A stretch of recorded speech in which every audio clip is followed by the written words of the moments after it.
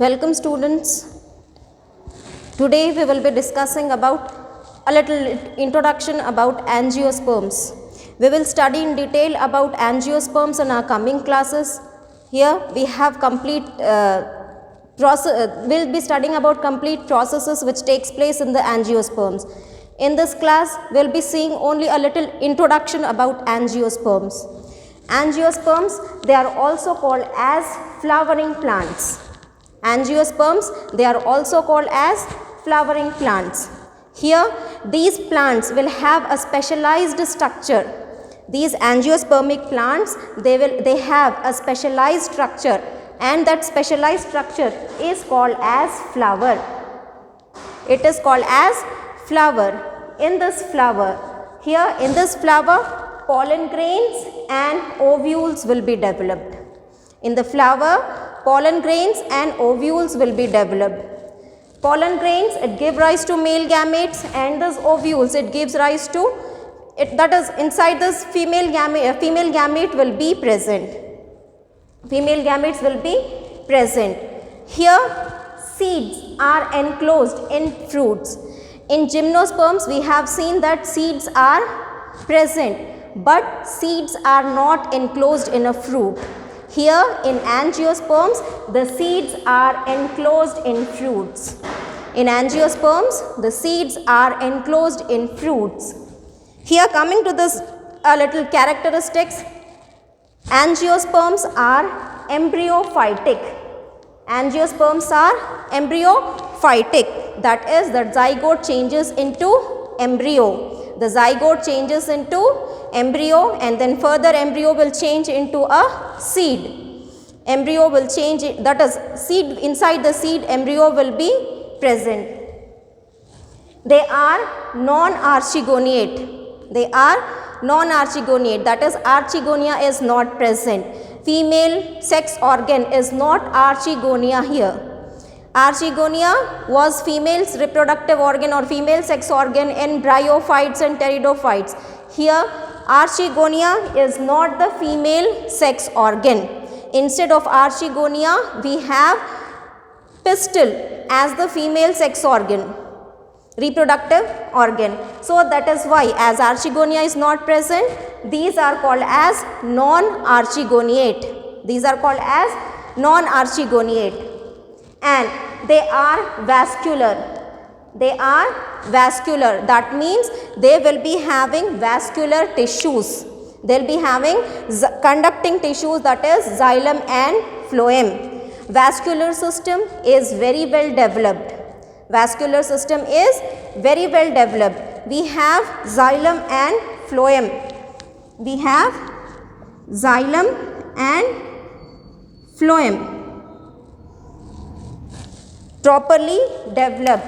Xylem will have, that is, different kinds of cells, that is, we have xylem fibers, tracheids, xylem fibers, xylem parenchyma, and in this phloem also we have companion cells, sieve cells, that is phloem fibers, phloem parenchyma. These different types of cells, that is, sieve cells, companion cells, phloem fibers, phloem parenchyma, all these cells together constitute phloem. Phloem is made up of 4 different types of cells. Here the same xylem is also made up of 4 different types of cells. That is, we have xylem parenchyma, xylem fibers, here vessels are there, and tracheids are also there. So vascular system is very well developed, that is, xylem and phloem is present, and they are fruit bearing. They are fruit bearing. That is, they will be giving us fruits. These plants, they will be giving us fruits. So these angiosperms are embryophytic, non-archegoniate, vascular, fruit bearing phanerogams. Flowering plants are also called as phanerogams. We have seen non-flowering plants, or that is spore producing plants, those are called as cryptogams. Here these seed producing plants, the seed producing plants are called as phanerogams or spermatophytes. They produce seeds, and these seeds are enclosed. These seeds are enclosed in a fruit. Now here we have a very large variety of plants which are included under angiosperms. Large variety of plants are included under angiosperms. So these large number of plants, they will be living in different habitats. Some will be living on land, that is terrestrial plants. Some will be living in water.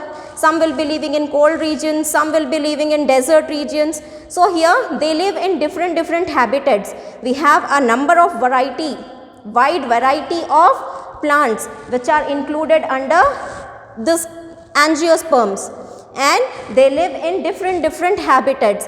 We have different sizes also, as we have many different varieties of angiospermic plants are there. So the size is also varying. We have variety of sizes. The tiniest one, Wolffia, very small, to the large, that is one of the largest plant, that is eucalyptus. It is about 100 meters tall. Eucalyptus plant, it is about 100 meters tall. So the size is also ranging, that is the size is also different. With some of them are very few, some are herbs, some are shrubs, some are very tall trees, and some will be even that is very tall trees in the sense they will be more than 100 meters, that is up to 100 meters or more than 100 meters of height we will be seeing. So one of the tallest plant we have is eucalyptus. Now coming to this, as we said, the tall, that is we have different, the plants are very tall. Angiospermic plants are not, most of the angiospermic plants are tall plants. So if they are very tall plants now, so they have, that is, there should be very well developed root system. Roots are the organs which will be holding the plant to the soil. Root are the organs which will be holding the plant to the soil. So if the tree is very tall, so then that means that root must be very strong. The roots must be very strong. So we have root system is very well developed. Root system is very well developed. We find both the taproot system as well as adventitious root system.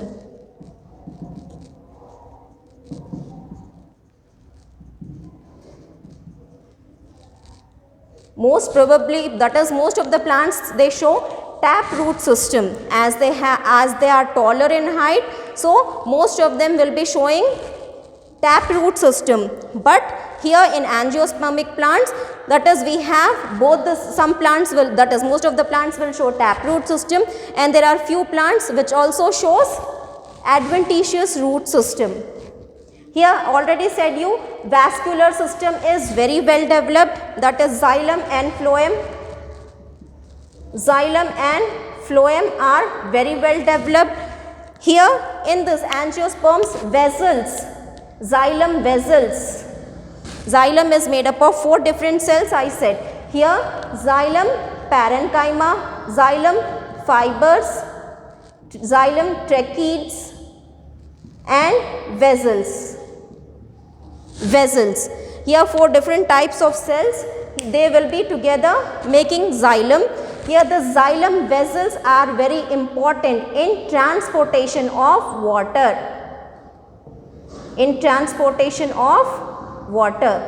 Xylem is a conducting tissue which helps in the transportation of water, and the cells, the xylem vessels, are mostly responsible for this transportation of water from roots to the tip of the stem. And here this phloem, it is also the conducting tissue, it conducts food. Phloem conducts food. Xylem conducts water or transports water, phloem will conduct food. It is a food conducting tissue. So it consists of sieve tubes, companion cells, sieve tubes, companion cell. Then we have this one, fibers, phloem parenchyma. These are the different cells which together will be constituting phloem. Phloem is a conducting tissue which conducts food material. Food material will be produced by the leaves, and from the leaves it is transported to all the parts of the plants with the help of this phloem. And the companion cells help in the transportation of food.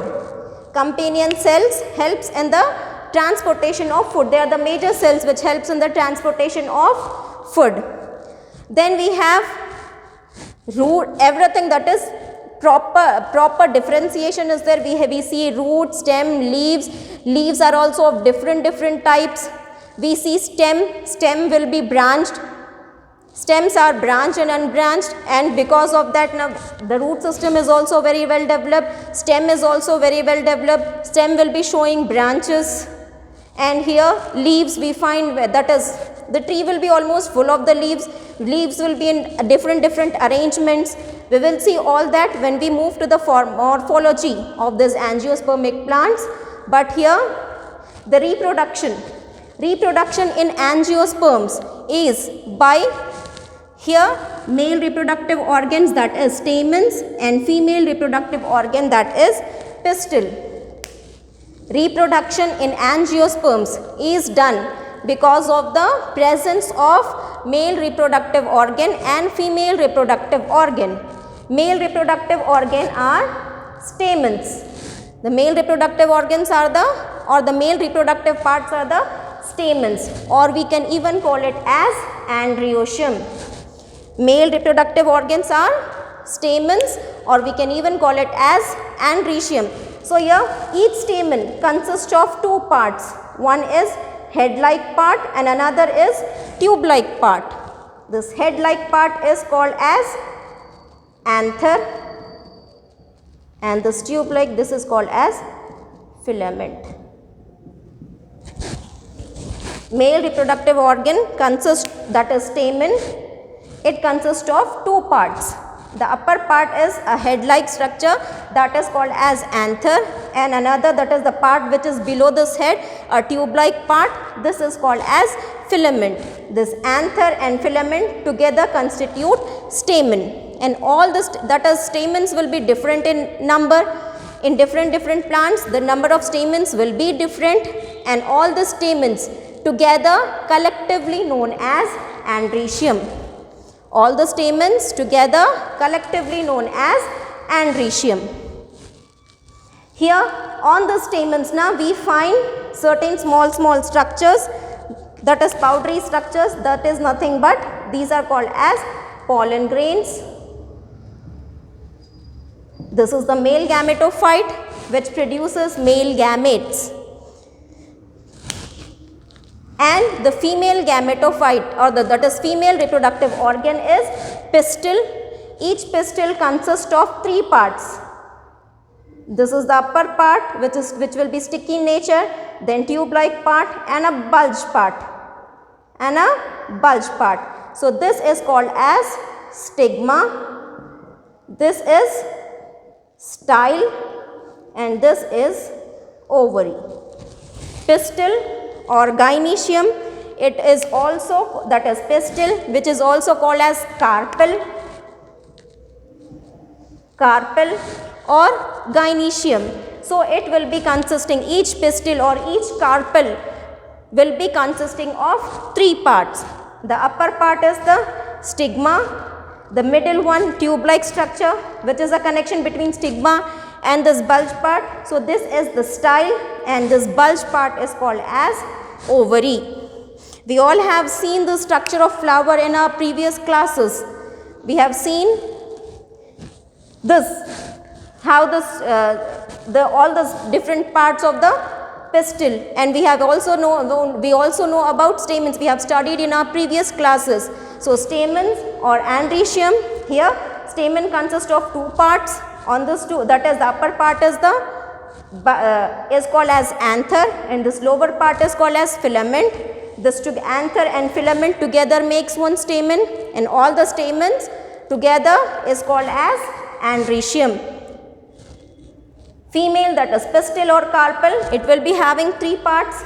This is the stigma, the upper part, the middle one is the style, and this bulge part is the ovary. Inside this ovary, ovule will be present. Inside the ovary, ovule will be present. This ovule is the female gametophyte. Pollen grain is the male gametophyte. It produces male gametes. Ovule is the female gametophyte, inside which will be having female gamete, that is egg. Now, the pollen grains, in order for this fertilization, the pollen grains has to travel, this male gametophyte has to travel from this anther to stigma. Male, that is pollen grains, has to travel from anthers to stigma. Here, this transfer of pollen grains from anthers to stigma, this is called as pollination. The process of transfer of pollen grains from anthers to stigma, this process is called as pollination, and this pollination can take place by wind or by water or by animals. This pollination can be, that is dispersal of seed, that is this here, this dispersal of pollen grains from anthers to stigma. So, it can be done by 3 ways. So, this pollen grain reaches the stigma by 3 modes. The first mode is wind, the second mode is water, and the third mode is by animals, biotic components. It is by biotic component. Here, if the transfer of pollen grains, if the transfer of pollen grains from anthers to stigma is through wind, then that process is called as anemophily. If the transfer of pollen grains takes place from anthers to stigma with the help of the wind, by the means of wind, if the wind is the agency, then it is called as anemophily. If the pollination is taking place with the help of water, if this dispersal of pollen grains from anthers to stigma is because of water, then it is called as hydrophily. It is called as hydrophily. And if it is by animals, if it is by animals, then it is called as what? Zoophily. So, this wind and water, both of them are abiotic components, non-living components, and these animals are living components. So, both abiotic and biotic components helps in the dispersal of pollen grains from anthers to stigma. That process of dispersion is called as pollination. So, this pollination can be by wind. If it is by wind, it is anemophily. It can be by water, which is called as hydrophily, and it can be by animals, which is called as zoophily. Now, when this pollen grain reaches, when the pollen grain reaches the stigma, when the pollen grain reaches the stigma, here the pollen grain will grow. Pollen tube, the pollen grain will be growing pollen tube. So, this process, how this will go inside, how this pollen grain, that is male gamete, will enter inside, how the fruit is formed, we will see in the next class.